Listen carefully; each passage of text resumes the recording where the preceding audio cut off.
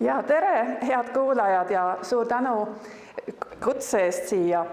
Minu nimi on Kristiina Savin ja tavaliselt ma pean loenguid Lundi ülikoolis Rootsis ja minu eriala on ideede ja teaduse ajalugu. Ja selles aines annan ma ka ühte kursust, mille nimi on tunnete mõttelugu või tunnete idee ajalugu. Ja see räägib sellest, kuidas inimesed on Euroopa traditsioonis, lääne traditsioonis tundeid seletanud, mõtestanud, nendest mõelnud. Ja sellepärast ma valisin tänaseks ka sellise aine ja näiteks on meil täna kadedus. Aga minu selline tagamõte on, et ma annaks teile ka sellise natuke üldisema pildi sellest, kuidas tundeid on üldse käsitletud. Nii et kadedus on üks selline näide selle kohta. Ja miks just kadedus? No ma mõtlesin, et kui mind juba siia Eestisse kutsuti, et siis nagu öeldakse, et kadedus olevat eestlaste rahvustunne. Ja seda ma olen ju palju kuulnud, ma olen Eestis üles kasvanud ja loen Eesti meediat ja seda on tihti kuulda, et eestlase parim roog on teine eestlane ja et eestlased on väga kadedad. Aga Rootsis elades pani mind väga imestama, et rootslased räägivad samamoodi enda kohta. Et rootslased on väga kadedad ja kohe maailma kõige kadedam rahvas ja juba 15. sajandi kroonikas, kuningas Eeriku kroonikas on kirjutatud, et Rootsis ei ole muud kui üks ahnus ja kadedus. Ja seda on hiljem ka käsitletud etnoloogid, folkloristid ja 19. sajandil kujunes välja selline mõiste nagu Rootsi kuninglik kadedus, selline eriline kadedus. Ja kõik see on nagu selline ja kuidas öelda, spekulatsioonid, kas mina siin teadlasena võin üldse midagi sellist väita, kuidas me saame seda kontrollida. Ja nüüd, kui ma seda teemat uurisin, siis tuli välja, et on tehtud uuring hiljuti, kuidas inimesed erinevates maades suhtuvad oma ühiskonna liikmetesse, kes on rikkad ja kas tuli välja sedasi, et rootslased ei ole üldse nii väga kadedad, et kõige kadedamad inimesed on Prantsusmaal hoopis ja Saksamaad. Ja siis ma näitan teile ka seda on kirjutatud Rainer Zittelmann, kes on Saksa sotsioloog, on teinud selle uurimuse sedasi, et ta andis inimestele teatud valimide inimestele küsimusi. Ja üks küsimustest oli näiteks, et kas te arvate, et üks miljonär võiks olla aus inimene? Ja siis vastused tulid erinevalt. Vastus küsimusele, kas üks miljonär üldiselt võiks olla aus inimene, see oli üsna sellise madala resultaadi andis, et ega paljud ei usukunud, et see miljonär nii väga. See oli siis, aga kui küsiti, et kas see üks miljonär, keda sa ise tunned, et mõtle nüüd oma tutvuskonna peale, keda sa ise tunned, võiks olla aus inimene, siis palju mõtlesid, jaa, see tumedam tulp seal on siis need, keda sa ise tunned. Igatahes tuleb välja, et rootslased ei ole kõige kadedamad ja me ei tea tegelikult, kas eestlased on, me peaksime tegema sellise uurimuse. Aga nii palju, kui ma tean, ei ole veel tehtud sellist uurimust, aga ehk tuleb. Nii kaua, kui seda uurimust pole, mõtlesin ma, et võiks minna teist teed pidi ja uurida, kuidas suhestub siis Eesti mõiste kadedus Euroopa kesksetesse võtmemõistetesse, mille me oleme pärinud klassikaliselt traditsioonilt ja mida on Euroopas aastatuhandeid üle korratud, koolis õpitud. Kui me oleksime olnud siin Tartus 17. sajandil, siis kui Tartu Ülikool asutati, siis oleksite te kõik, või vähemalt kõik mehed, koolipoisid, oleks olnud sunnitud õppima pähe kõik need tunded, mis inimesed on, ja seda tehti retoorikas. Ja retoorika on just see distsipliin, kus tundeid arutatakse esimesena. Nagu me teame, psühholoogiat veel ei ole, psühholoogia tekib alles teadusliku distsipliinina kuskil 19. sajandi teisel poolel. Tavaliselt öeldakse, et Wilhelm Wundt Leipzigis oma laboriga on siis esimene tõeline teaduslik psühholoog. Aga mõtteid inimese hingeelust on loomulikult juba palju varem antiikas, retoorikas, filosoofias, meditsiinis. Ja tänapäeval on need teooriad jälle uue tugeva tähelepanu all. Räägitakse lausa, et teaduses on toimunud emotsionaalne pööre või siis affektiivne pööre.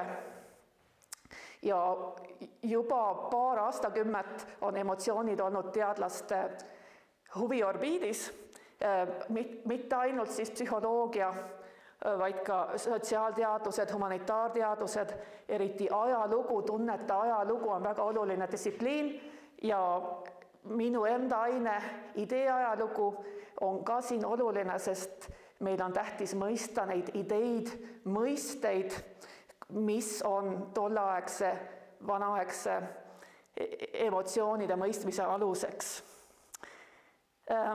Jaa, aga ma peaks alustama tegelikult eestikeelsest sõnast, kuna me nüüd räägime, ettekande pealkiri oli kadedus, et mis asi see kadedus on siis.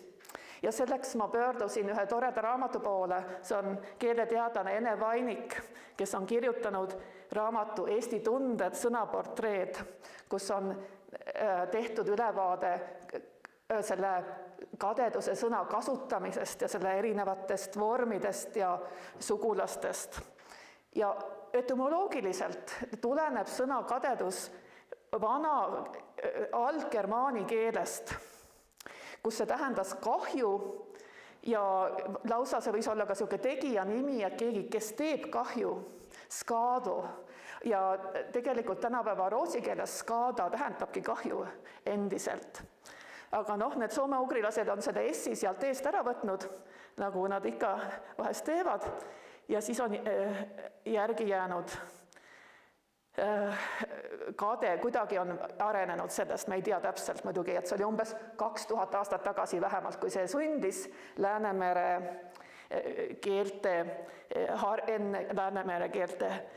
soome keelte hargnemist.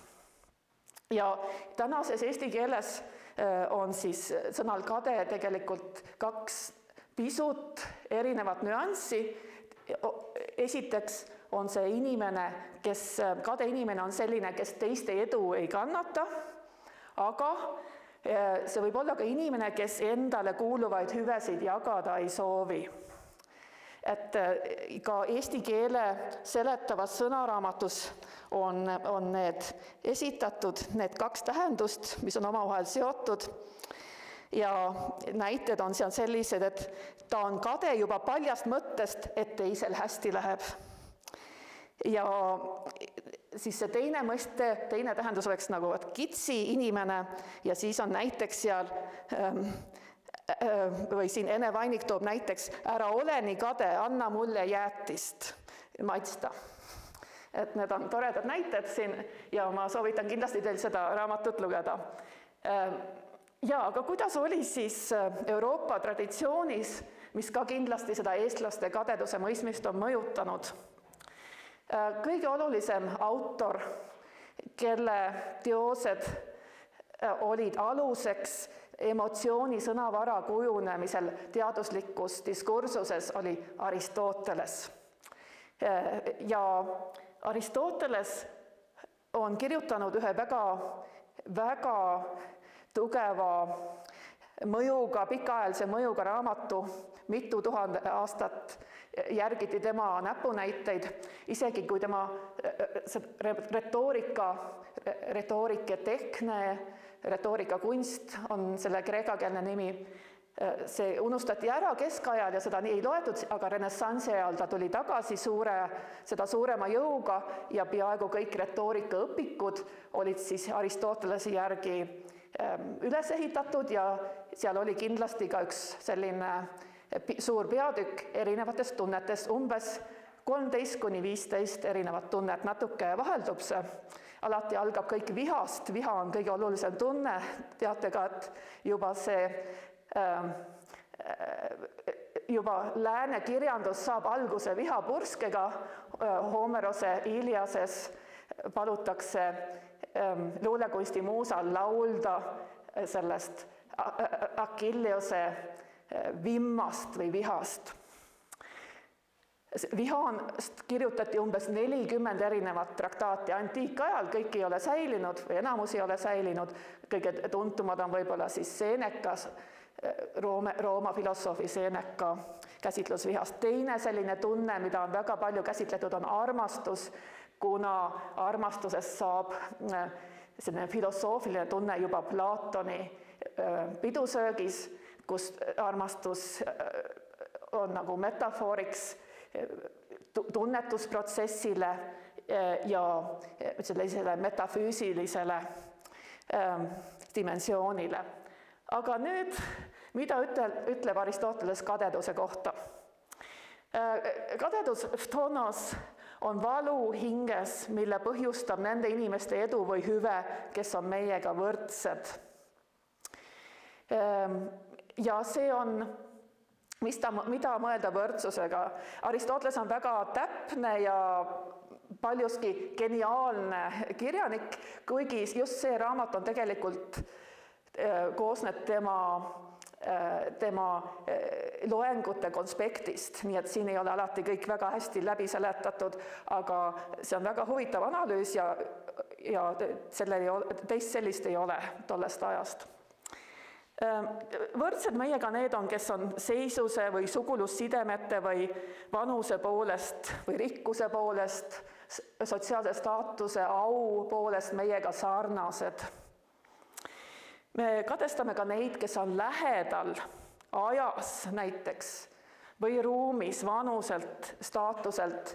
Aristoteles ütleb ka, et me ei kadesta ju neid, kes elasid 10 000 aastat tagasi või kuidas. Ja me ei kadesta neid, kes tulevad peale meid 1000 aastat. Ei, me kadestame neid, kes on lähedal. Ja ütleb ka nii, et Potsepp kadestab Potseppa. Potsepp ei kadesta mitte kuningat, sest oluline on see, et staatus oleks sama. Aga siin on veel palju nüansse, näiteks kadestame me eriti neid, kes taotlevad või püüavad samade eesmärkide poole. Näiteks üks tudeng võiks kadestada teist, kes saab parema tulemuse eksamil. Ja mille pärast siis see hingevalu siin? Ja siin on huvitav selline asi, et Aristoteles defineerib kadeduse sedasi, et kadedus ei ole mitte sellepärast, et meil seda endal, seda hüve ei ole, vaid sellepärast, et teisel on, meil ei meeldi, et teistel läheb hästi. Ja aga Aristoteles on veel teine mõiste, mis ka läheb moodsates käsitlustes kadeduse alla, kuigi siin on keeruline ajalugu, on veel olemas selline kreeka tunne nagu tselos, mis on võistluslikkus, mida põhjustab meiega võrdsete inimeste edu, mitte sellepärast, et neil see edu on, vaid sellepärast, et me ise ka sooviksime seda. Nii et siin on need kaks sõna katavad siis kadeduse erinevaid aspekte, aga nad ei ühti päris selle Eesti kadedusega ja moodsate kadedusmõistetega. Nii et see esimene selline järeldus, millele ma tahaksin eriti rõhuda, on, et kui me tegeleme emotsioonide ajalooga, siis me peame olema hästi teadlikud mõistetest ja nüanssidest. Me ei saa lihtsalt ilma analüüsita öelda, et kreeklased tundsid kadedust siin ja seal. Kui me neid mõisteid näeme, me peame analüüsima neid kõigepealt. Ja üldse ongi tegelikult antiikfiloloogid, kreeka ja ladina keele uurijad olid väga varakult teadlikud kõiget sellest, sest kui neid aineid õppida, siis tulebki kõik mõisted endale selgeks teha, neid uurida, et üldse aru saada, kuidas vanasti mõeldi.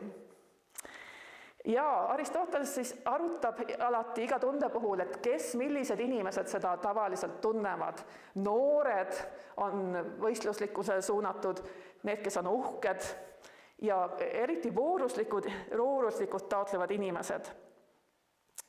Me võistleme nendega, keda me imetleme ja hindame, näiteks suured väejuhid, kirjutab Aristoteles, igasugused vooruslikud inimesed.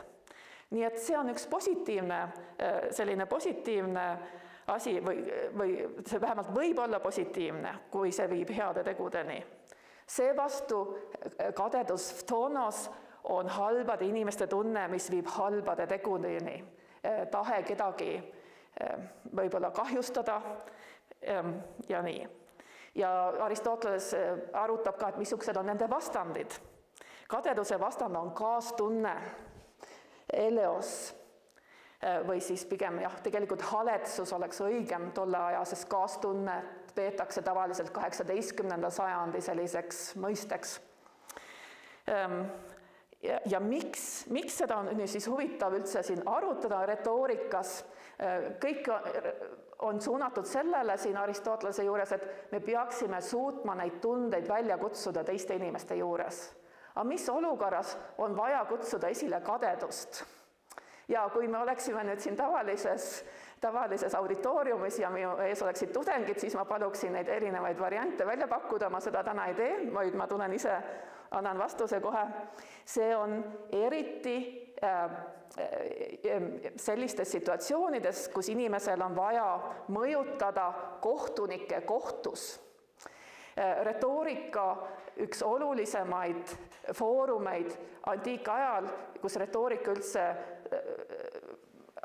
saab oma alguse, on just kohtus käimine, kus inimestel oli vaja ennast kaitsta.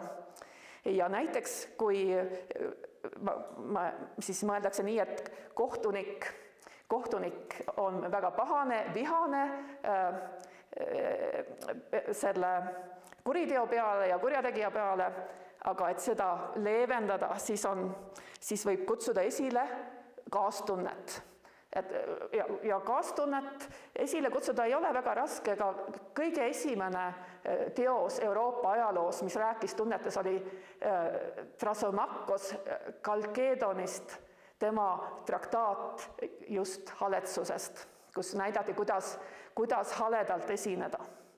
Ja selle haletsuse vastu on nüüd siis ka planeeritud vasturohi ja see vastumürk on siis just kadeduse tekitamine, sest kui me tunneme kellegi vastu kadedust, siis me ei saa seda haletseda.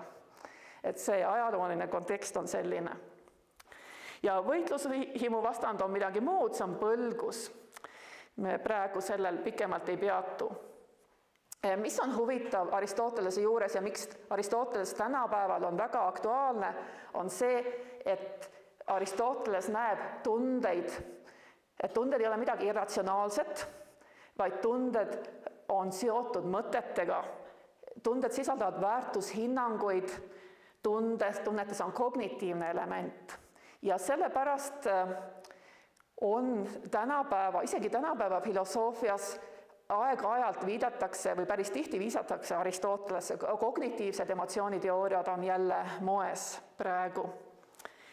Peale pikka vaikust suurel 20. sajandil ei uuritud tundeid nii palju ja tunded tundusid olevat midagi isiklikku, subjektiivset, midagi, mida me tegelikult ei saa uurida nii hästi, aga tänu sellele neid mõtteid me saame ju uurida.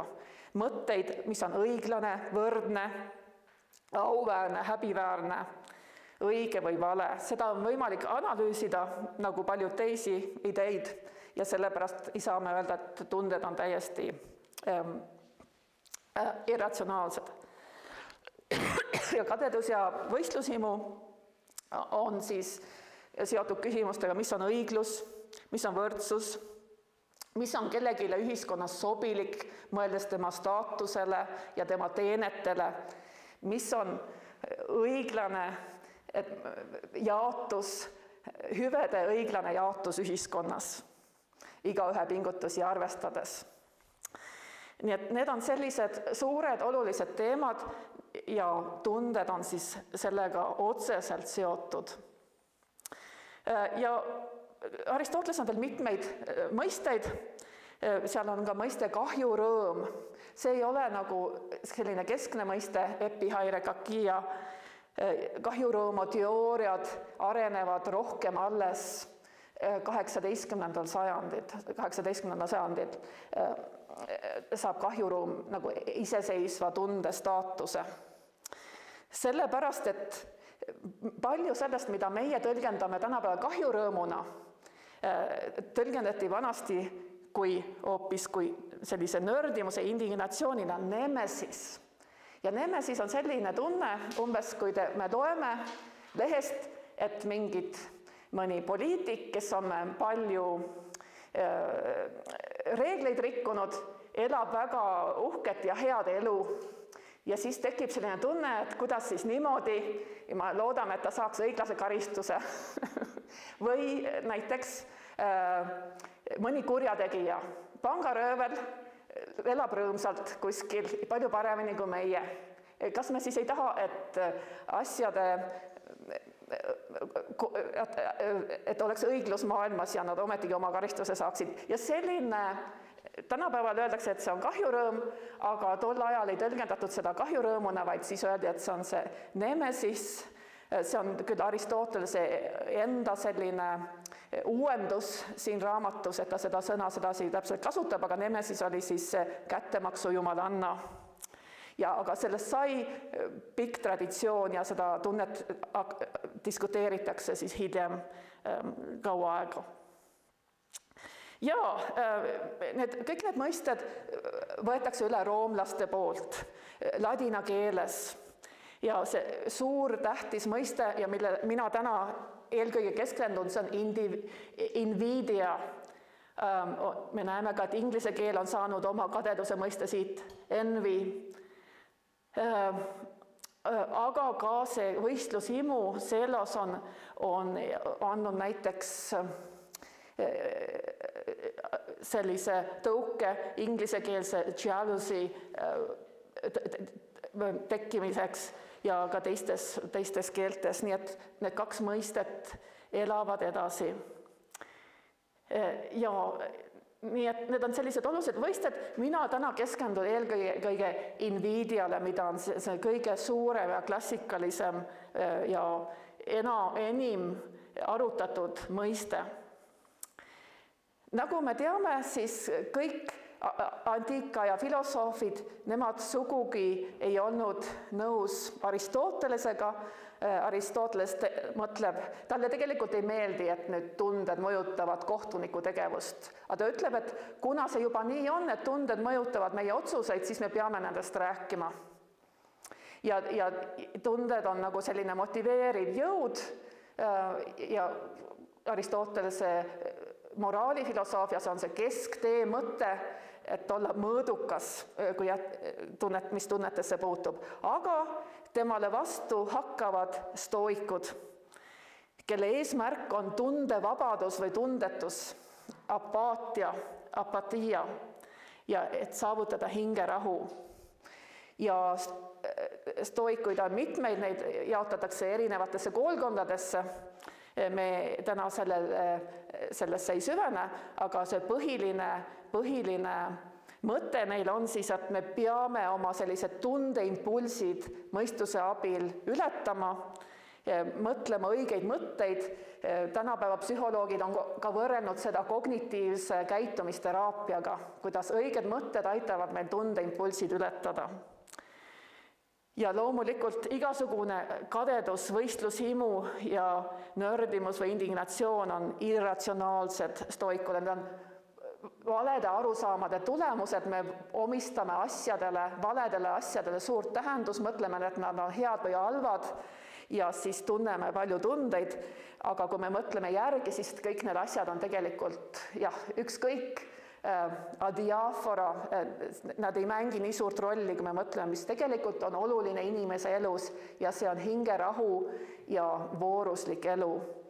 Kõik mainerikkus, staatus, edu, kõik on ebaoluline ja sellepärast ei ole mõtet ka kadedust tunda. Väga huvitav muutus toimub tunnete mõtestamises kristluse tulekuga. Teoloogias küsitakse täiesti uusi küsimusi. Näiteks, mida tundsid esimesed inimesed paradiisis? Mis te arvate, kas paradiisis oli kadedust?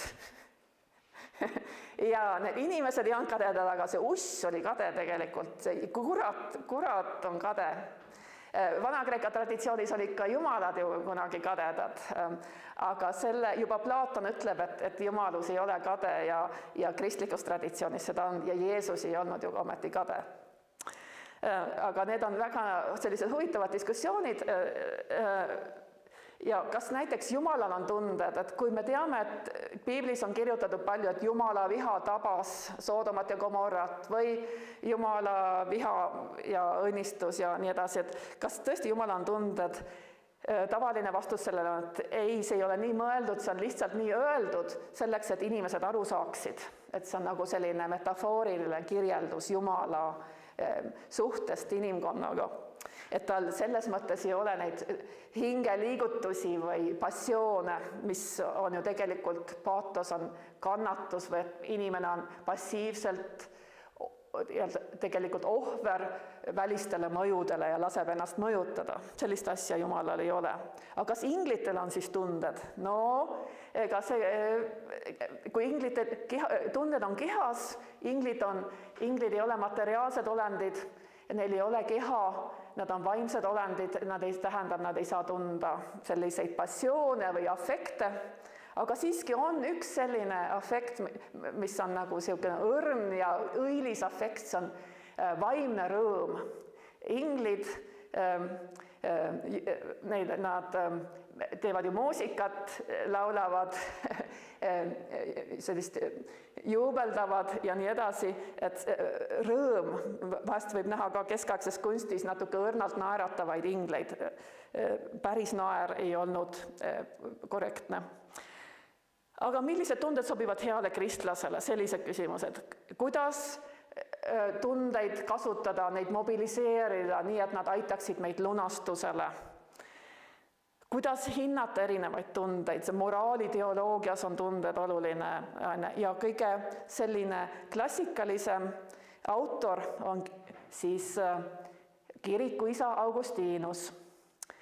Aga Augustinuselt tegelikult ei ole mingit süstemaatilist emotsiooniteooriat, siiski on tema raamatus Jumala riigist ka tunnetest räägitud ja tavaliselt Augustinus tõstetakse siis esile, kuna tal on nii suur ja oluline mõju lääne traditsioonile.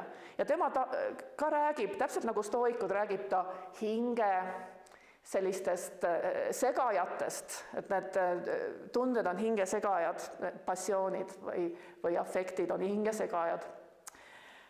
Aga ta ei ole sugugi nõus stoikute nõudega, et inimesel ei tohi üldse olla tundeid ja et ainult, sest kristlane peaks siiski tundma kaastunnet, armastust, hirmu, valu. Kui nüüd Jumal tahab kristlast karistada, siis kristlane ei saa ju ometi öelda, et ei, tänan väga, mina ei tunne siin mingit valu.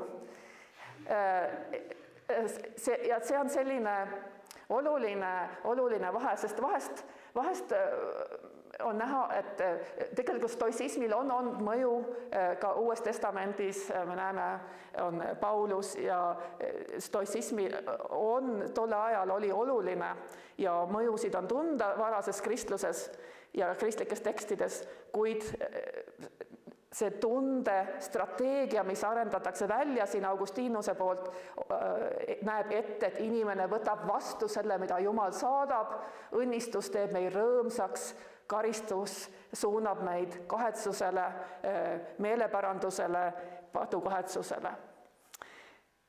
Aga mis siis on kadedus?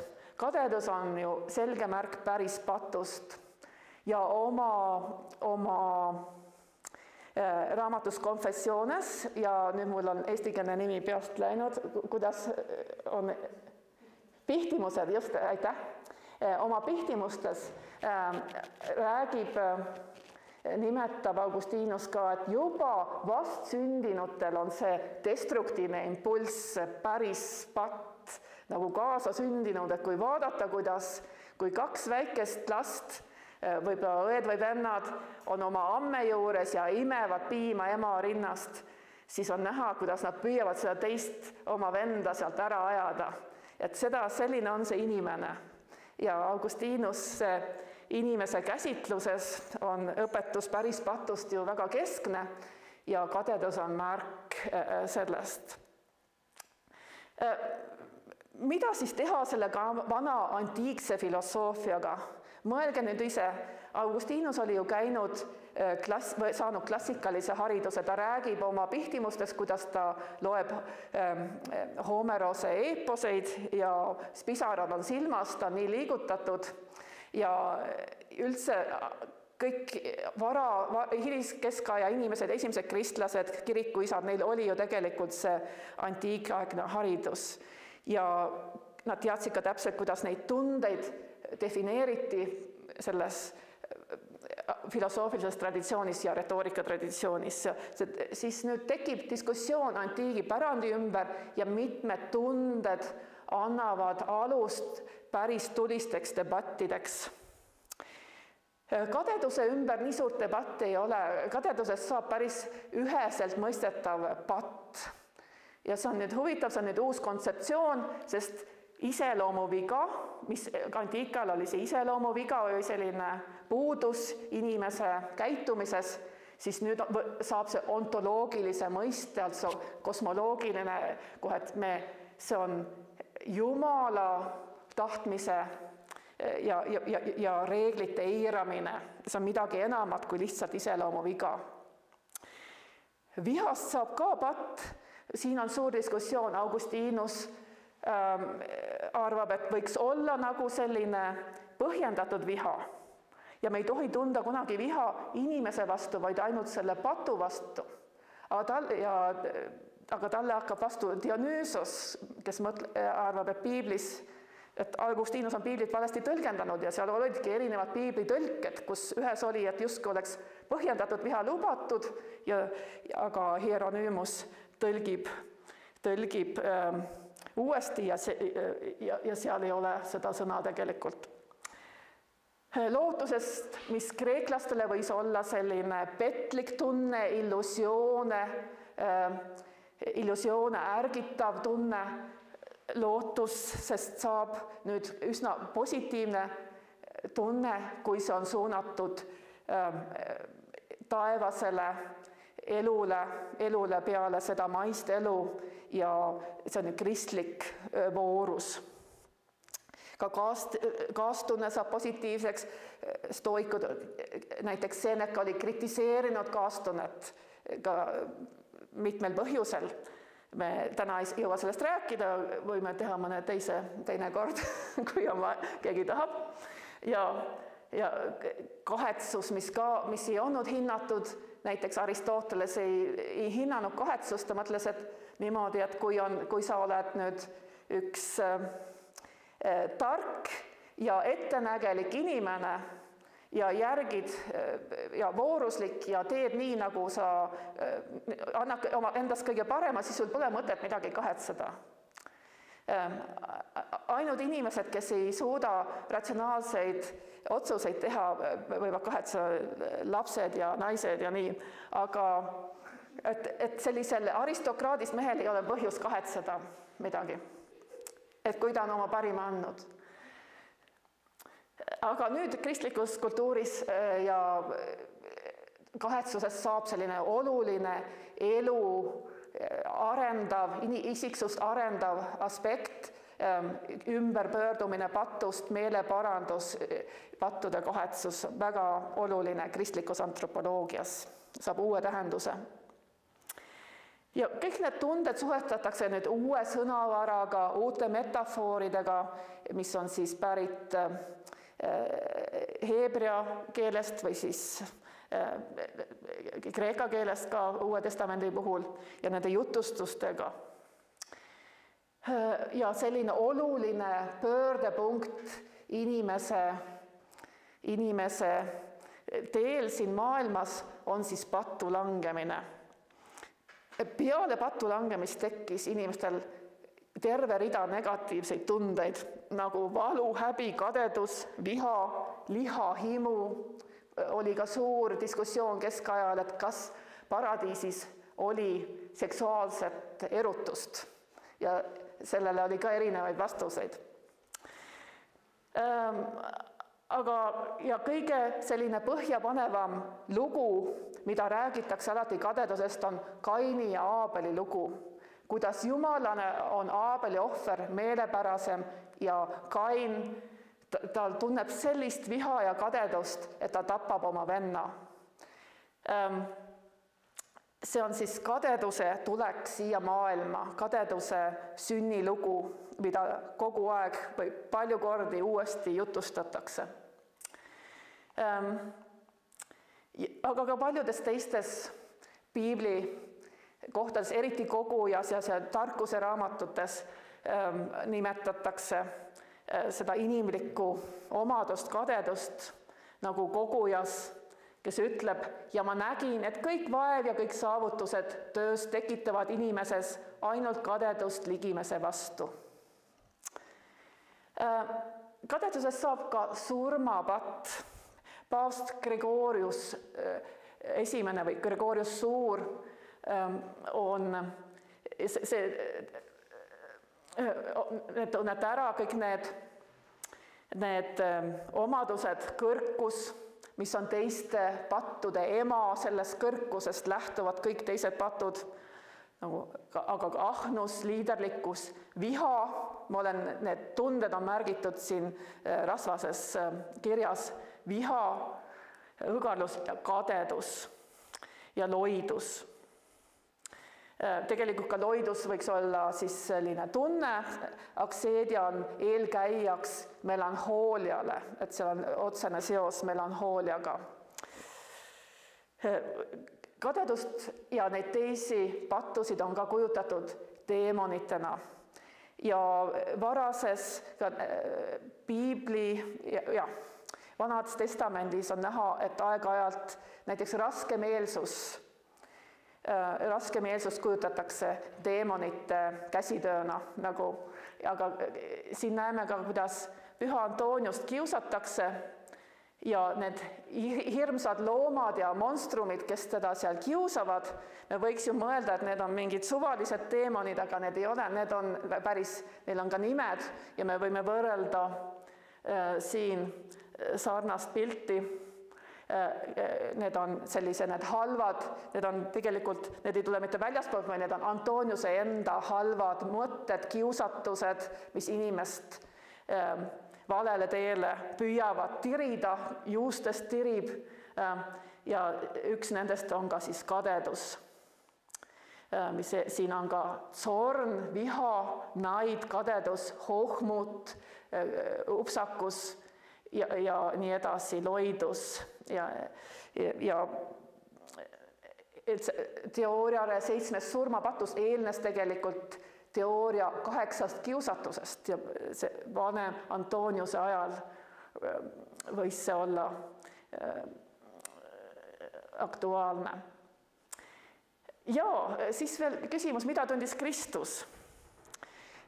Mida me näeme Uues testamendis, et Kristus ta nutab, aga ta on leebe, seal on just eriline mõiste praotes, also leebus ja see sama mõiste on tegelikult Aristotelesel ka kui viha vastand, et ta on vastupidine vihasele. Kuigi mõnikord ta vihastab, kui need ärimehed seal templi juures püüavad müüa igasugu asju, siis ta viskab nende lauad pikali ja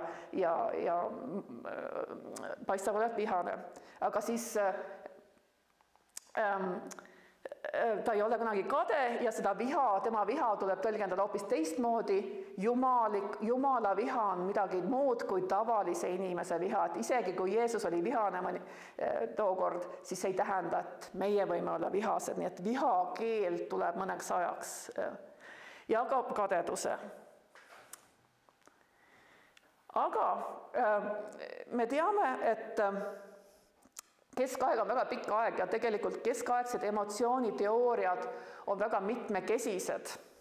Nüüd kadedust ümber ei hinnata, küll aga areneb emotsioonidest rääkimise sõnavara, filosoofilise analüüsi sõnavara on väga peen ja kõrgel tasemel keskajal, eriti hiliskeskajal. Üks olulisematest või kõige olulisem autor katoliku kiriku traditsioonis, kellel õnnestub siis ühildada antiikne filosoofia, Aristotelese filosoofia ja ka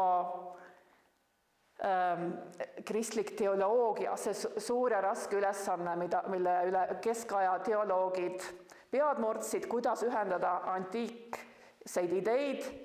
Ja nüüd, kui Aristoteles tuli tagasi, oli vahepeal ära unustatud tema nagu teada ja tuli tagasi siis 13. sajandil, siis on tungiv vajadus seletada ära, kuidas neid antiikseid ideid mõista, muuhulgas ja ka siis need tunded. Ja mis kadedusse puutub, siis Aquina Toomas ütleb sedasi, et tegelikult ei ole olemas mingisugust põhjendatud kadedust või nördimust või indignatsiooni või midagi sellist lihtsalt, sest et kõik, mis meile on antud Jumala poolt. Ja kui me nüüd mõtleme, et see on ebaõiglane, siis me paneme kahtluse alla Jumala enda õigluse. Kes hüvede jagunemise õigluses kahtleb Jumalas. Pealegi on kadedusega seotud väga palju kummalisi asju ja kadedus on lausa nagu niisugune pahupidine tunne, sellepärast me tunneme kadedust kelle vastu? Nende vastu, kes meile on lähedased või kes on meiega sarnased mingil viisil. Näiteks kui õe või venna vastu või oma kaastudengi vastu. Me peaksime ju hoopis rõõmsad olema, kui sõbranna võidab 1 000 000 eurot lotos, siis me peaksime rõõmsad olema. Ja aga millegipärast tuleb nagu mõte, et miks mina ei võitnud. No ma küll tavaliselt ei osta neid lotopileteid, aga no ikka oleks võinud võita. Ja nüüd Aquina Toomase arutlus on väga nüansirikas ja ma soovitan kindlasti teile lugeda, kui te keskajast huvitatud olete. See on tunnete käsitlus hõlmab väga palju lehekülgi siin selles summa teoloogikas, et see on väga huvitavaid aspekte tuuakse esile. Siin on ka visuaalne traditsioon, mis on väga huvitav. Eesti keeles on selline sõna nagu kadeduse uss ja kui me vaatame vanemaid pilte, visuaalseid allikaid, siis me näeme, et ongi uss on igal pool. Et kadedusel on oma selline ikonograafia, teatud atribuudid, mida alati või tihtipeale kadedusega koos näha võime.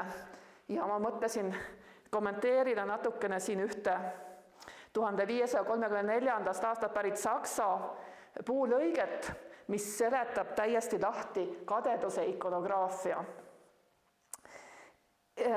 Ja sedasi, esiteks näete, see on üks vana naine, kadedus on vana ja mida see tähendab?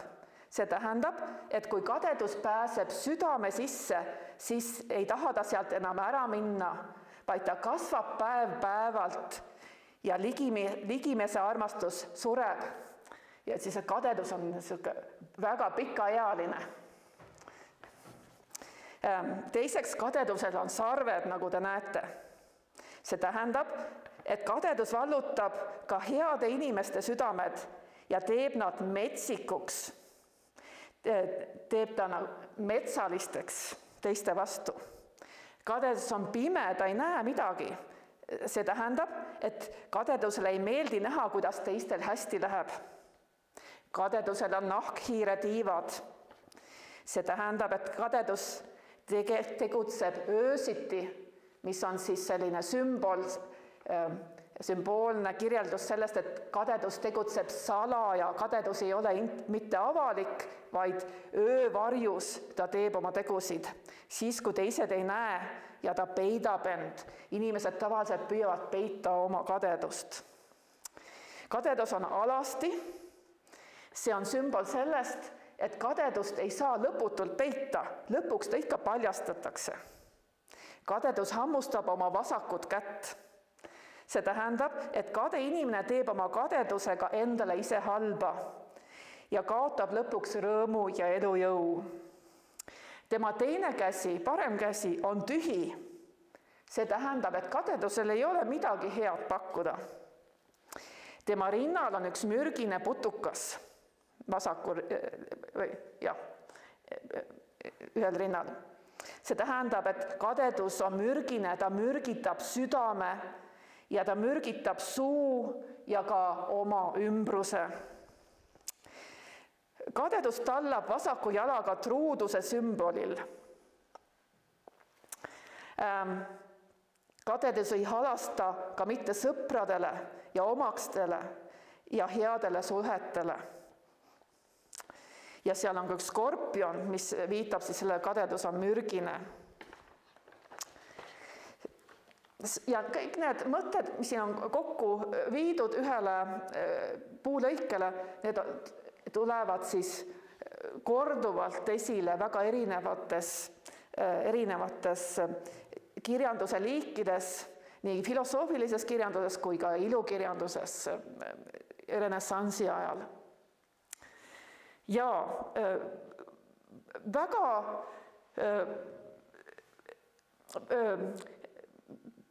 päris palju on selliseid visuaalseid kujutisi kadedusest ja allegoorilisi kujutisi. Siin me näeme madalmaade kunstniku Martin van Heemskerki kadeduse triumfi. Triumfide teema oli aktuaalne tol ajal ja see tegelikult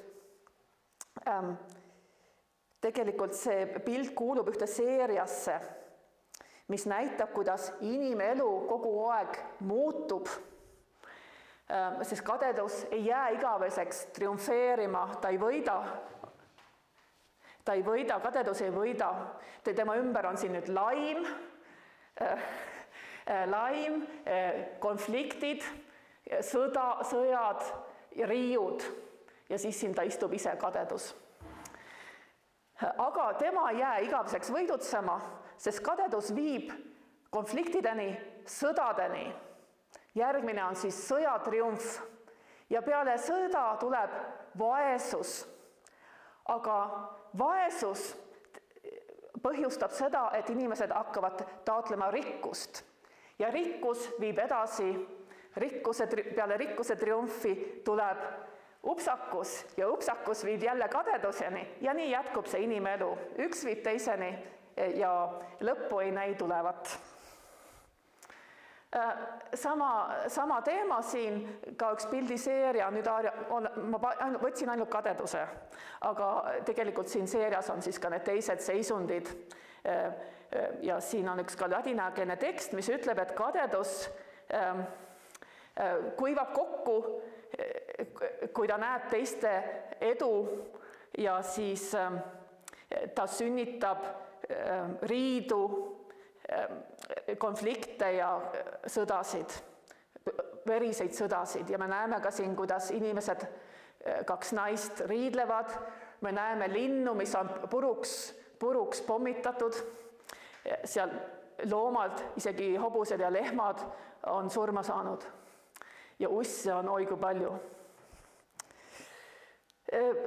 Need olid sellised allegoorilised, üldised moraali, filosoofilised pildid. Ma näitan ka ühte päris ajaloolist dokumenti, see propagandapilt 30-aastasest sõjast, kui Rootsi kuningas Gustav II Adolf oli Saksamaal, see on aastast umbes 1631 või isegi 2.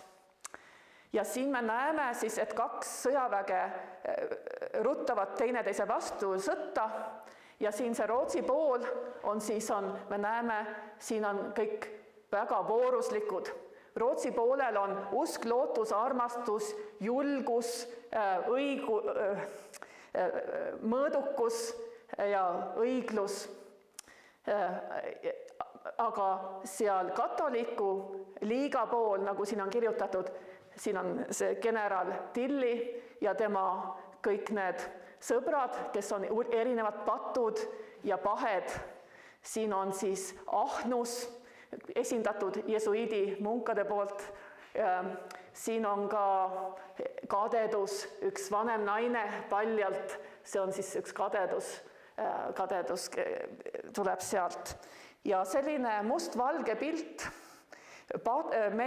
vooruslikud meie patuste nende vastu, vooruslikud protestandid patuste katoliiklaste vastu, see on väga tavaline tolle aja propagandas ja seal just selline, et paljud sõjad saavad alguse kadedusest, meie naaberriikide juhid, türanlikud juhid, nad on kadedad meie heaolu peale ja alustavad sõdu. Selline, ja siin on ka pikk seletus täpselt, kes on kes, siin on ajalooliselt nimetatud isikud ja seotud nende, mis on ka, ja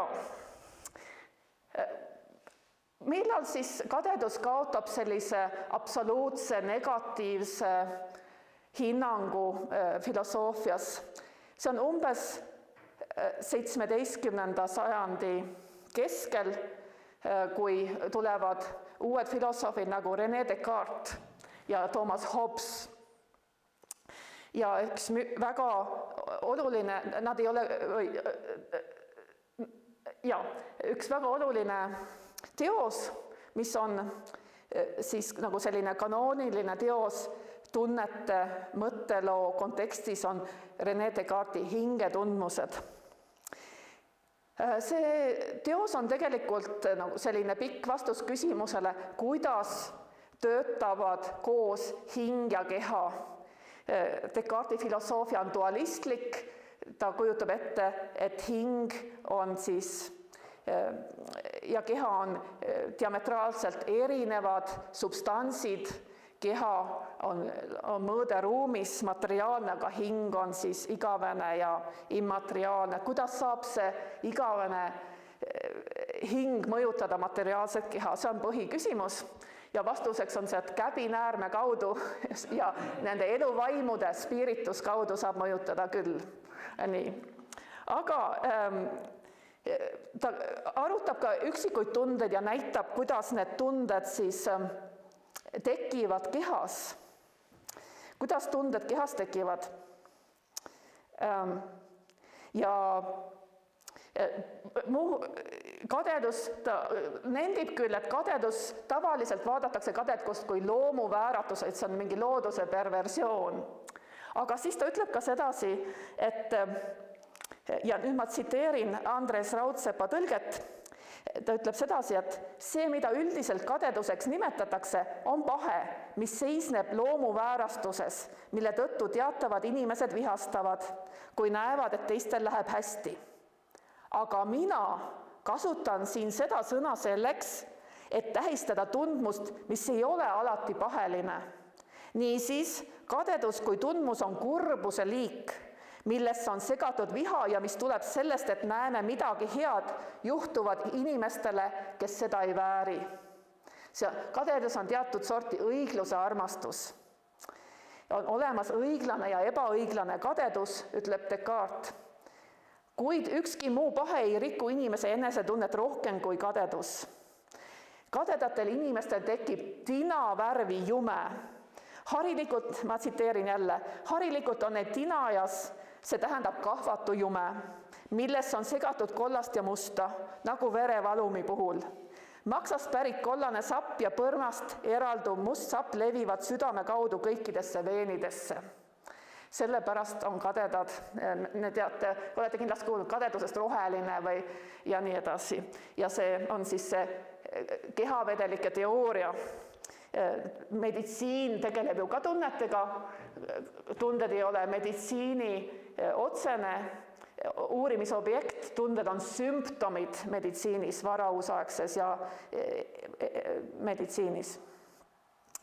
Ja teine selline tuntud asi Descartesil on, et ta kaitseb seda tunnet, mida me täna nimetaksime kahjurõõmuks, aga tema arvates see ei ole kahjurõõm, kui halvad inimesed saavad oma karistuse, kui näiteks keegi halb inimene saab, talle kukub kivi pähe kuskil või mingi õnnetuse läbi saab viga või sureb, siis on meil rõõm selle üle, et maailmas ikkagi valitseb kord ja see on nagu positiivne tunne. Ja tollel ajal veel see negatiivne kahjurõõm on loomulikult taunitud, aga ikkagi on olemas endiselt see nagu ka antiikajal, et maailmas igaüks peab saama, õiglus on see, kui igaüks saab oma teenetele kohaselt koheldud siin maailmas, kui edu ja ebaedu on nagu kuidagi harmoonias inimese tegudega ja see on nagu selline ideaal. See ideaal lahtub järgmisel sajandil, siis me jõuame sinna ka. Et see tänane loeng on meil sedasi kronoloogiliselt üles ehitatud, siin on nüüd päris palju sellist nimede nimetamist, need on kõik muidugi tuntud nimed, aga kui kellelgi jääb midagi selgusetuks, et missugused allikad mul siin täpselt on, siis võite mulle kirjutada meili, siis kui kellelgi tahab rohkem teada, et ma siin teen väiksed väljanopped kõige tuntumatest autoritest. Ja teine selline väga tuntud autor, kes muudab inimese nägemust, ta ei muuda küll väga palju, sest ta on tegelikult nagu pooleldi selline keelatud või väga halva kuulsusega, Thomas Hobbes. Aga teda loetakse ja teda tuntakse ja oma poliitilise filosoofia suures teoses Leviaatan räägib ka Hobbes inimese tunnetest. See on tegelikult raamat riigist, ühiskonnast, aga Hobbes näeb siin kadeduses inimese loomulikku omadust. Tema käsitluses pole kadedus mitte iseloomuviga või vale väärtushinnang või loomuväärastus, vaid lihtsalt inimese loomulik iha ja kalduvus. Ta kirjutab nii, et võõraste õnnetust näha on meeldiv, mitte sellepärast, et see on õnnetus, vaid sellepärast, et see kuulub teistele. Samamoodi on ebameeldiv näha teiste õnne, mitte sellepärast, et õnne oleks ebameeldiv vaadata, vaid sellepärast, et see kuulub teistele.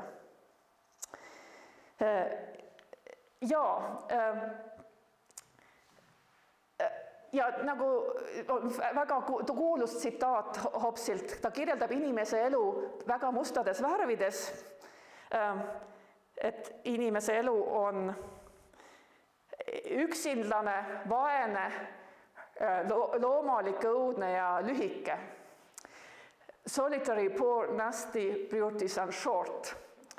See on väga tuntud tsitaat ja selles kontekstis me peame ka tõlgendama kadedust. Inimese loomus on päris hirmus. Muidugi ühe anekdoodi kohaselt oli keegi tema sõpradest vastu väitnud, et pole midagi hullu, et võiks ju olla ka, et see on solitary, poor, nasty, beauties and long, et see oleks kõik see väga pikk, see kannatus. Oleks veel hullem. Ja, me rääkisime natuke kunstist ja ma tahaksin tagasi tulla veel kadeduse ikonograafia juurde. On üks väga tuntud kunstnik, kuningas Louis XIV õuekunstnik Charles de Brun, kes süstematiseerib tunnete füüsilised tundemärgid. Ja ta teeb seda Descartesi teooriast lähtuvalt. Descartes lähtus siis käbinäärmest ja Charles de Brun püüab välja arvutada, et kuidas peab olema siis otsmik ja nina, mis nurga all käbinäärme suhtes. Nii et siin on teaduslik alus aga need on väga sellised kunstiajalooliselt väga olulised kujutised, sest me näeme, et tõesti tundeid kujutatakse väga stereotüüpselt. Me võime, kui me oleme neid tolle aja käsiraamatuid, Le Brun ei olnud ainukene, kes sellest asjast kirjutas. Kui me uurime tolle aja käsiraamatuid, siis me saame tolle aja kunsti palju paremini mõista, kohe automaatselt need tunded välja lugeda nägudest. Ja siin on siis nüüd vihkamine või kadedus on siin kujutatud. Aga ta on ka väga paljud, kõik teised tunded, mitte kõik, aga väga paljud just sellised dramaatilised suured tunded nagu suur hirm ja imestus ja nii edasi. Nüüd, kui me läheme ajas edasi, siis tavaliselt kutsutakse 18. sajandit just tunnete ajastuks. Ja see võib tunduda natuke kummaline, et kuidas siis, et kas muul ajal tundeid ei olnud, oli küll, aga siin 18. sajandil muutub teaduslik inimese käsitlus, muutub filosoofia ja füsioloogia ja tunded saavad üha olulisemaks. Õpetusnärvidest ja inimese sensibiliteet oli selle asja nimi, tundlikkusest. Tundlikkus ja need on uued mõisted ja need on positiivsed mõisted. Arvati ka, et näiteks kõrgematel ühiskonnakihtidel on peenevad närvid, eriti naistel, kellel on siis suurem võime tunda kaastunnet ja selliseid inimlikke tundeid. Aga uus filosoofia, kus moraal enam ei toetu vaid mõistusele, vaid hoopiski kaasasündinud sellistele headele tunnetele, sotsiaalsetele tunnetele nagu inimese armastus, kaastunne, just eelkõige kaastunne on oluline ja siin mõned tuntud filosoofid selles traditsioonis, kes muudavad seda filosoofilist tunnete käsitlust, on David Hume ja Adam Smith, Šoti filosoofid. Aga mitte kõik tunded ei ole au sees. Loomulikult kõige olulisemad on just need tunded, mida peetakse ühiskonnale kasulikuks, sotsiaalsust soosivad tunded, nagu kaastunne, õrnus, tendress, sellest õrnusest saab selline keskne mõtmemõiste, armastus, heatahtlikkus, inimarmastus üldse ja filantroopia. Filantroop on see, kes armastab kõiki inimesi ühtemoodi, vaatamata sellele, mis nad ära teeninud on. Nüüd tuleb ka selline mõte, et kahju on näiteks kurjategijatest. Me peame kurjategijate suhtes tundma haletsust, mitte neid hukka mõistma. Ja see on ka suurte sotsiaalsete reformide aeg. Nüüd kaotatakse ära, 18. sajandis lõpult kaotatakse ära paljudes riikides surmamõistmisotsused nüüd ja üldse reformitakse ühiskonda. Ja negatiivsed tunded ja ihad, neid otseselt esile ei tõsteta, kuid meid vaadeldakse kui inimese loomulikke tõukejõude, mis mingil hetkel kuskil võivad olla kasulikud, näiteks ahnus ühiskondlikus perspektiivis võib olla kasulik, kui inimesed tarbivad palju ja majandust sedasi käimas hoiavad ja inimesed muutuvad võib-olla edasipüüdlikuks ja kokkuvõttes tuleb sellest ühiskonnale kasu. Ja isegi mõned teadlased on öelnud, et nüüd mitmed kuningad ja teised riigijuhid hakkavad kasutama teadlikult tundeid riigi juhtimises. Näiteks Rootsi kuningas Gustav III teadlikult korraldas igasugusi üritusi, et suurendada isamaa armastust, patriotismi, aga ka näiteks asutas Vaasa ordu, mis hakkas välja andma ordeneid, et inimesed siis püüaksid ja pingutaksid selle au nimel ja et see kokkuvõttes tuleb ühiskonnale kasuks, kui kodanikud püüavad pingutada ja võistelda sedasi. Nii et selline konkurents on positiivne. Aga me näeme ka, kuidas nüüd valgustusajastul ja toimub ka selline täiesti kadeduse täiesti ümber mõtestamine ja eriti Jean-Jacques Rousseau teostes. Üks olulisi teoseid on arutlus inimeste ebavõrdsuse päritolust ja põhjustest. Ja see on olemas ka eesti keeles Akadeemias 2008. Soovitan lugeda, väga huvitav lugemine. Ja siin kirjeldab Rousseau, tegelikult see on selline võistluse töö, ta kirjutas essee, et osaleda ühel võistlusel Lyonis. Ja ta seletab, kuidas, ta otsib vastuse küsimusele, kuidas tekkis ebavõrdsus inimühiskondades ja et aru saada, kus on ebavõrdsuse juured, peame me õppima tundma inimese olemust, kuidas on inimene siis. Ja ta näeb ühiskonnas kahte sorti ebavõrdsust. Esiteks on füüsiline ebavõrdsus, mõned on suuremad, tugevamad ja nii edasi, tervemad, et see on midagi looduse poolt kaasa antud, aga on ka poliitiline ja sotsiaalne ebavõrdsus, mis põhineb ühiskonna liikmete kokkuleppel ja heakskiidul. See seisneb mitmesugustes eesõigustes, mida mõned naudivad teiste arvel, näiteks olles neist rikkam, lugupeetum või vägevam või isegi sundides teisi endale alluma. Ma tsiteerisin Mirjam Lepikult tõlget. Algselt loomuseisundis enne ühiskondade teket olid inimesed võrdsed ja ei kadestanud teineteist, sest nad ei võrrelnud end teineteisega. Ühiskonna tekkega koos muutuvad inimsuhted, inimesed hakkavad üksteist võrdlema ja nad tunnevad kannatust, mida nad enne on tundnud, sest nad lihtsalt ei teadnud, millest nad on ilma jäänud, sest nad ei võrrelnud ennast teistega. Rousseau kritiseerib ka Thomas Hobbesi ja ütleb, et inimene ei ole loomult kuri. Pigem on nii, et inimene see on ühiskond, mis on teinud inimese selliseks, nagu ta on. Nii et kadedus on ühiskonna toimimise selline tulem.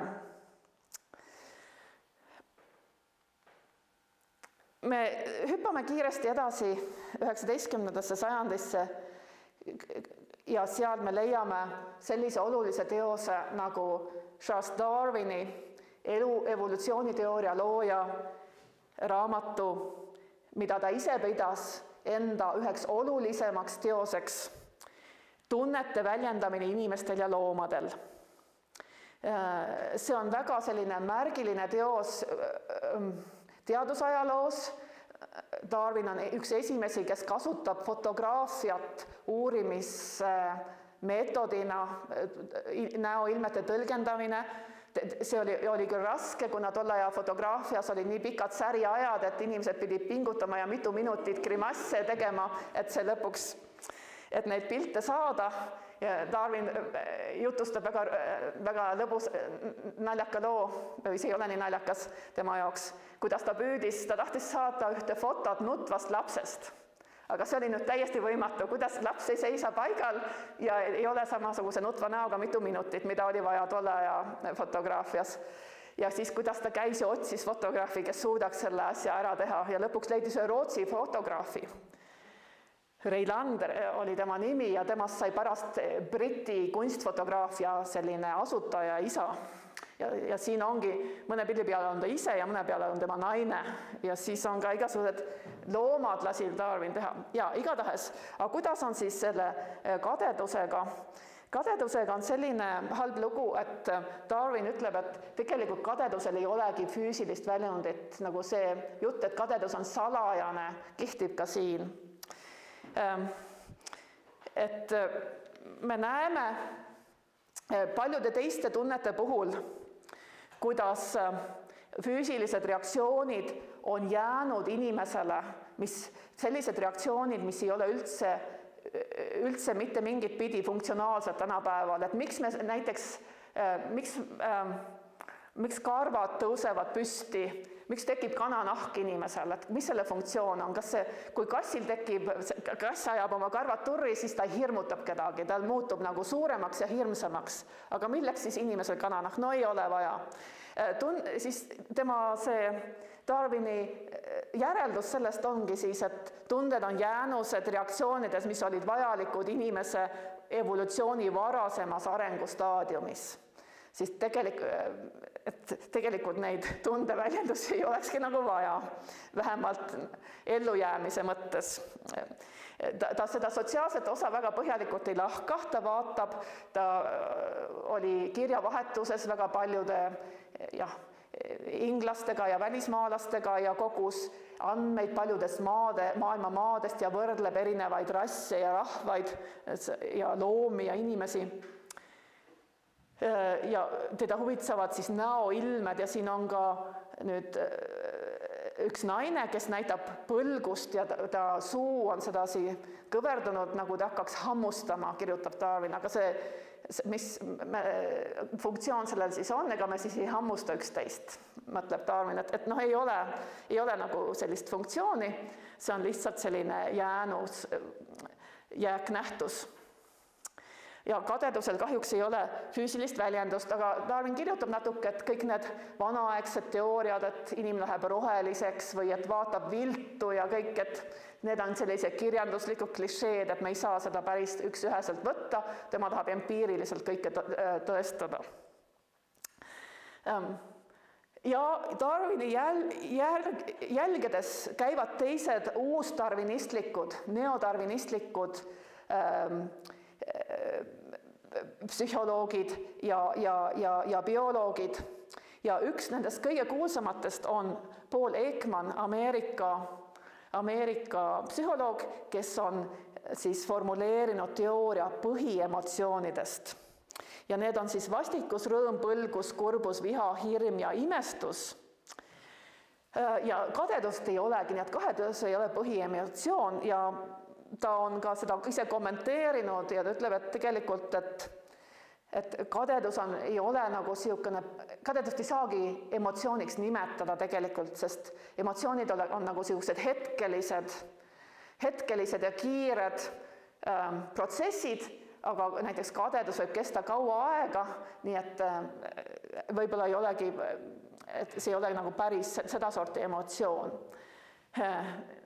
Ja siis nagu kadedus ongi ära kaotatud nendest paljudest moodsatest emotsiooni teooriatest. Aga me näeme, et on ka selliseid püüdeid mõtestada ja anda ka kadedusele natukene pikem ajalugu, evolutsiooniline ajalugu ja üks nendest teadlastest on Frans de Waal, kes on madalmaadest pärit Ameerikas tegev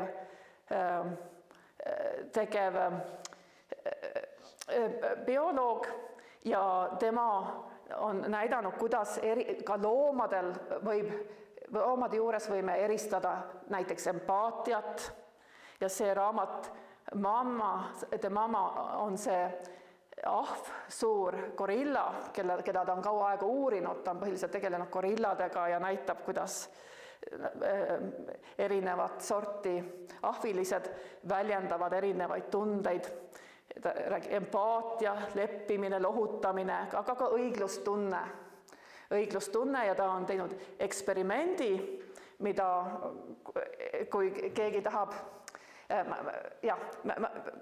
mõtlesin võib-olla seda näidata, aga ma vaatan, kas see läheb käima ja kui ta ei lähe käima, siis ma vabandan, sest siin on selline eksperiment, mis on väga kuulus ja seda on YouTube'is miljoneid kordi vaadatud, sest see on päris naljakas.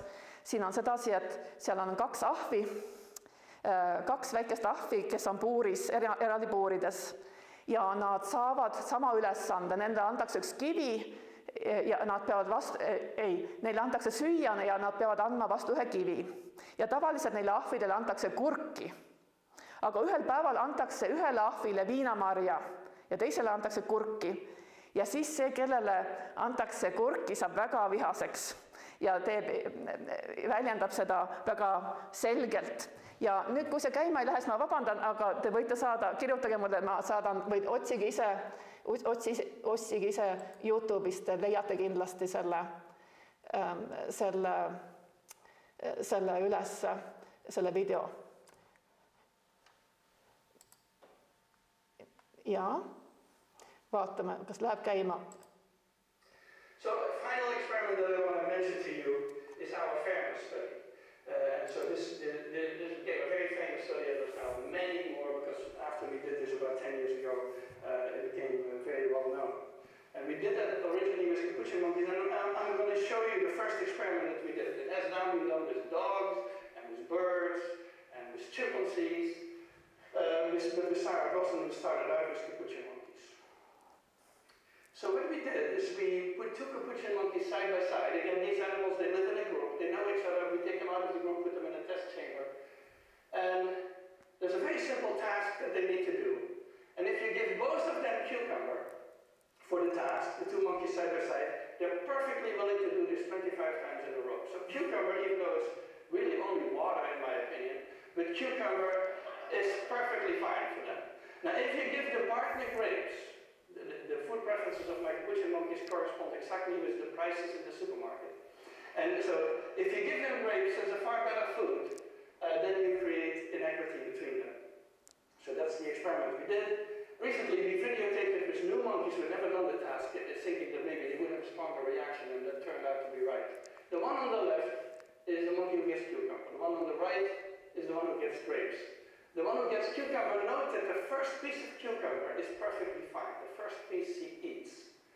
Then she sees the other one getting grape, and you will see what happens. So she gives a rock to us, that's the task. And we give her a piece of cucumber, and she eats it. The other one needs to give a rock to us. And that's what she does. And she gets a grape. And she eats it. The other one sees that. She gives a rock to us now, gets again cucumber.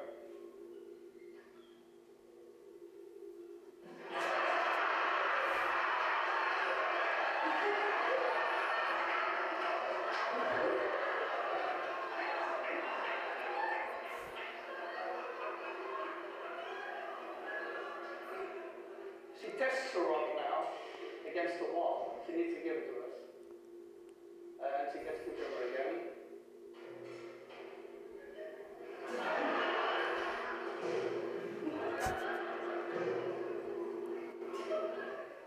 So this is basically the Wall Street protest that you see here.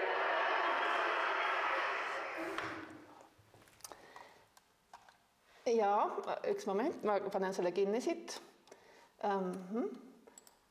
Ja nii, ja Frans de Waal on väga kuulus, aga ta on ka kontroversiaalne. Evolutsioonibioloogias on mitu koolkonda ja Frans de Waal ütleb niimoodi, et on täiesti mõistlik kirjeldada loomi samade sõnadega tunnete väljendamisel nagu inimest, et näiteks, et koer on rõõmus või et ahv näitab empaatiat, et loomadel on õiglustunne. Aga samas on ka väga palju, kes teda kritiseerivad ja ütlevad, see on selline antropotsentrism, et me sunnime loomadele peale oma inimlikud mõisted, et see on nagu lausa vägivald loomade suhtes, kui nad surume oma raamidesse. Frans de Waal on palju diskuteerinud sedasi avalikult ja vastu öelnud, et see on vastupidi, et me tõstame loomad võrdsele tasemele, me kohtleme neid nagu võrdseid. Ja et see võimaldab meil uusi selliseid avastusi ja see antropotsentrismi süüdistus, et seda ei maksa nii tõsiselt võtta. Aga nagu öeldud, on ka paljusid, kes ütlevad, me ei tohi öelda, et keegi loom on rõõmus või kade või midagi sellist pahane. Lihtsalt tuleb öelda, et ahvil oli naeratuse sarnane grimass või midagi sellist, on selline omaette keel välja mõeldud, kuidas kirjeldada loomade emotsioone. Evolutsioonibioloogia ja tema on Darwini järglane. Teine oluline, väga oluline mõtleja 19. sajandi lõpul oli William James, kes on Ameerika filosoof, pragmatist ja on meile andnud kaasaegse emotsiooni mõiste, mis siiamaani kehtib, nii et sõna emotsioon tegelikult ei ole üldse kasutusel, eriti vanemal ajal räägitakse passioonidest, afektidest ja kõik need sõnad on ju, need vanad sõnad, nad kannavad endaga kaasa sellist taaka või pagasit, nad on seotud erinevate pahede, vooruste, pattudega, nad on moraalideoloogiast läbi imbunud ja nüüd tuleb 18. sajandi lõpul, 19. sajandil tuleb täiesti uus sõnavara. Ei räägita enam hingest, inglise keeles asendatakse see sõnaga mind, aga ka räägitakse emotsioonidest, mitte afektidest ja passioonidest.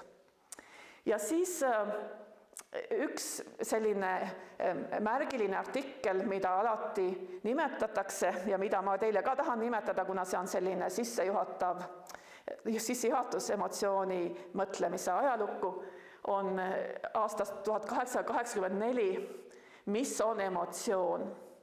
Ja William James seletab siis, et emotsioon on selline pertseptsioon ehk kui inimene, mille kutsub esile mingi stiimul. Ja näide on siin selline, et inimene kohtab näiteks metsas karu ja reageerib sellele automaatselt, instinktiivselt. Instinkt on oluline mõiste Jamesil. Ja jookseb ära ja siis tagantjärgi mõtleb, kui hirmus. Ja see sõna hirm tuleb alles peale seda reaktsiooni. Kõigepealt on stiimul, füüsiline reaktsioon, närvisüsteem, sümpaatiline, parasümpaatiline närvisüsteem.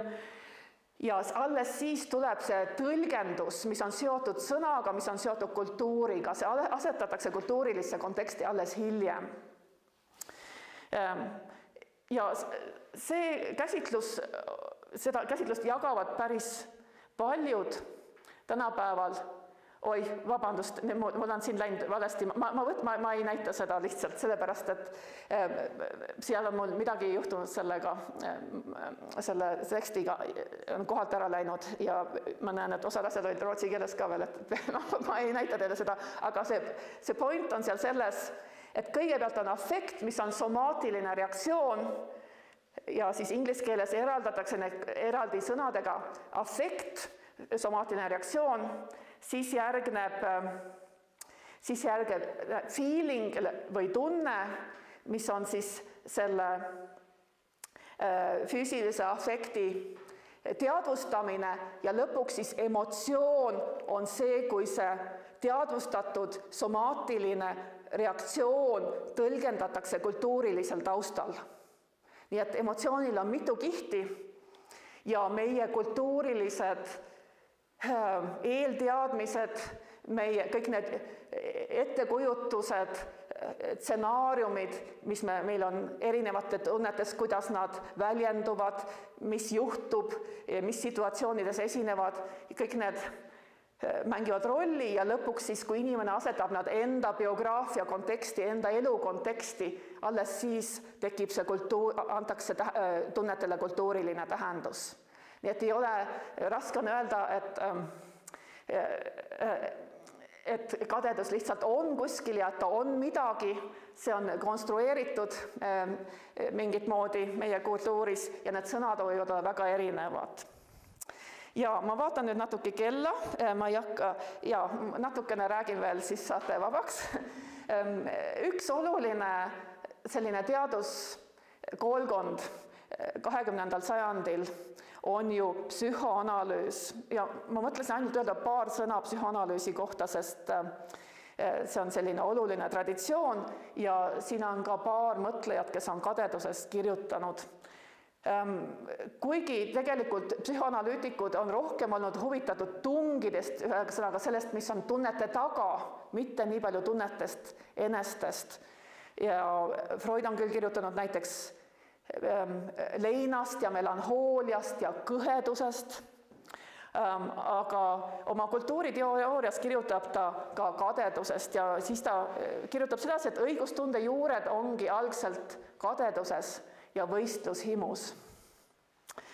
Freud on ka tuntud oma mõiste poolest, oma seksuaalteoorias esineva mõiste poolest peenise kadedus, millega defineeritakse siis naise seksuaalsust ja ka naise, kuidas erinevaid väljundeid,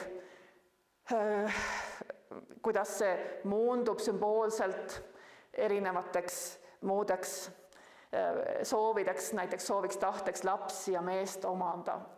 Üks väga kuulus psühhoanalüütik, kes käib Freudi jälgedes, on Melanie Klein, kes on siis kirjutanud rohkem just kadedusest ja analüüsib ema ja lapse suhet, kuidas vastsündinud laps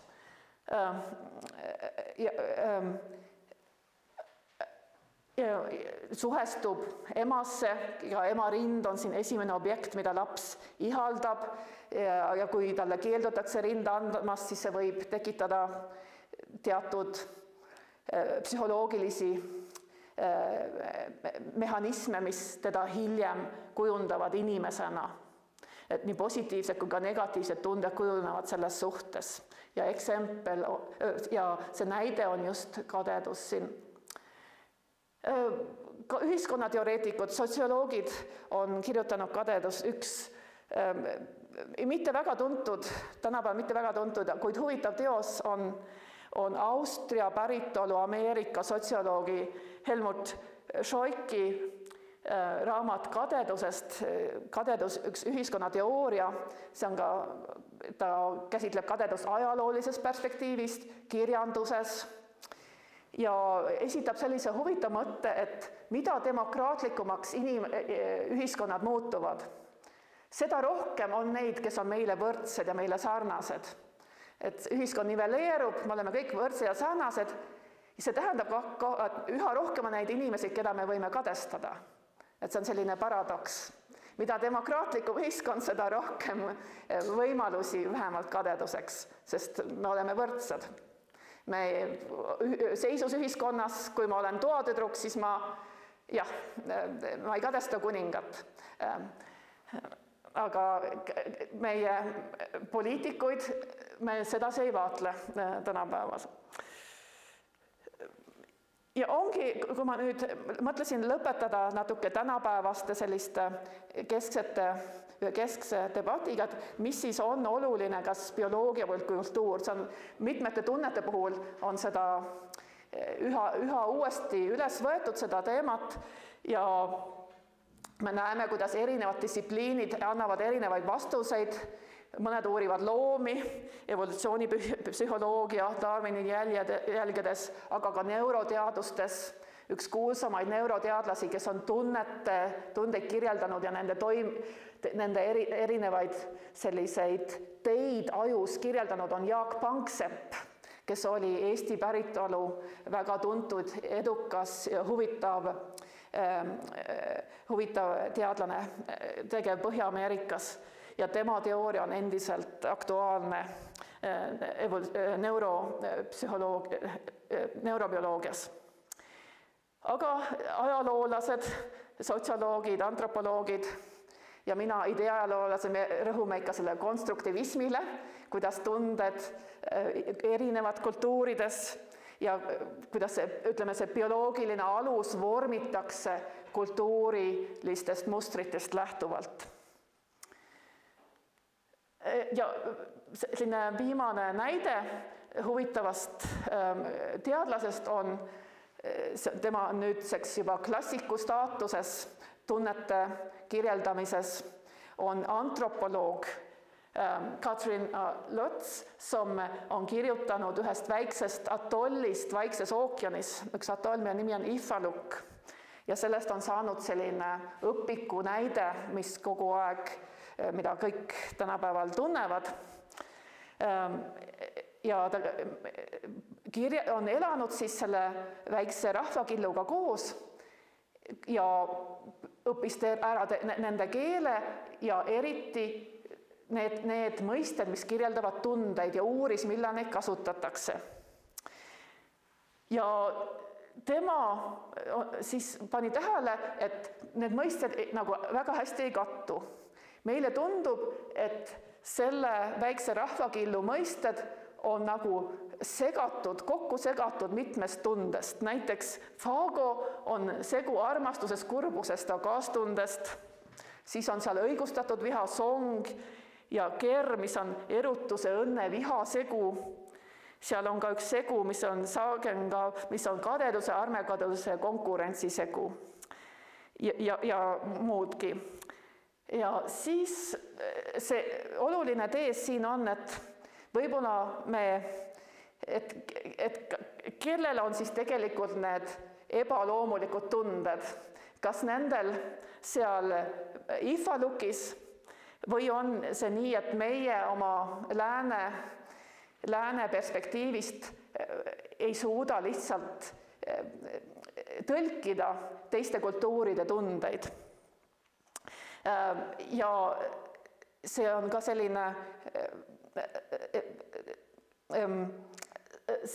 kutse selleks, et panna küsimärgi alla meie oma tundemõisted ja oma kinnistunud kategooriad, mis on siis sellised läänekesksed ja ka Eesti kadedus on suht sarnane, kuigi ta täpselt ka ei kattu selle Vana-Kreeka ja klassikalise traditsiooniga. Ja kui Katrin Lutz tegi sellise huvitava kaardi, see on tegelikult mitmedimensiooniline, kolmedimensiooniline, kus erinevad tunded asuvad ja kuidas nad üht-teisesse sudetuvad, siis et vastuse sellele, kas eestlaste kadedus on midagi erilist ja kas eestlane eriliselt kadedad, et see vastust ma kahjuks anda ei saa.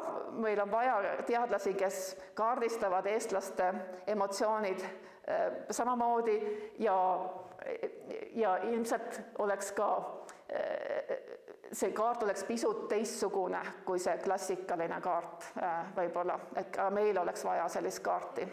Ja muidugi ka uurimust, kuidas eestlased arvavad, et kas rikkad inimesed on ausad või mitte. Ja ma lõpetakski siin kohal. Aitäh teile!